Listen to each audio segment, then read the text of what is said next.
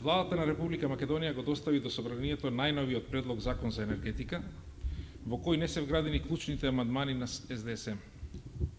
Со овој потек владата покажа дека не се грижи за интересите на граѓаните во Република Македонија. Ова тврдење лесно се докажува со следните факти. Овој нов закон за енергетика, предложен од владата, ќе предизвика зголемување на сметките за струја на граѓаните. Од доаѓањето на ВМРО ДПМНЕ на власт, цената на електричната енергија е веќе покачена за 25%.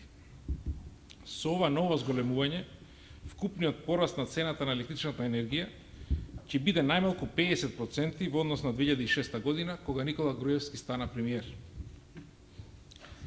Цената на струјата дополнително ќе се зголеми затоа што владата предвидела ЕЛЕМ своите вишоци на струја да ги продава на слободниот пазар и да остварува профит, а ЕВН и МЕПСО на слободниот пазар да купуваат скапа струја за системските услуги и за загубите на електрична енергија во своите дистрибутивни мрежи. Со тоа ќе се зголемат трошоците, и тоа на МЕПСО за околу 20 милиони евра и на ЕВН за околу 25 милиони евра. Овие зголемени трошоци на крајот ќе паднат на грбот на граѓаните на Република Македонија.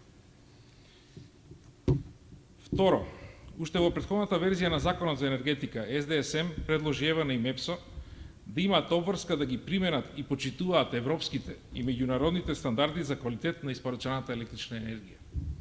Со овој амандман СДСМ сака да ги заштити интересите на граѓаните, бидејќи би се создала законска основа граѓаните да можат да бараат обештетување кога добиваат струја со премногу или предолги прекини, или кога добиваат послаба струја од она што е предвидено со европските и меѓународните стандарди. Тогаш фирмите би можеле да бараат оштета за расипаните машини и опрема, а граѓаните да бараат оштета за расипаните домашни електрични апарати. Очигледно на владата не е гајле за интересите на граѓаните и не го вгради овој амандман во новиот предлог закон.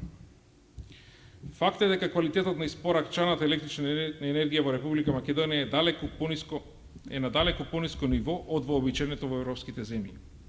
Во многу делови од земјата напонот е дури и под 200 волти, наместо стандардите 220 волти, или во индустријските капацитети напонот е под 360 волти наместо стандардните 380 волти. Има и реони со чести и долготрајни прекини во снабдувањето. Македонските предпријатија и домаќинствата имаат штети заради слабиот квалитет на испорачаната електрична енергија. И покрај сета ваква состојба, владата не предвидува донесување на правилник за надоместок на овие штети, со што директно застанува против интересите на граѓаните на Република Македонија.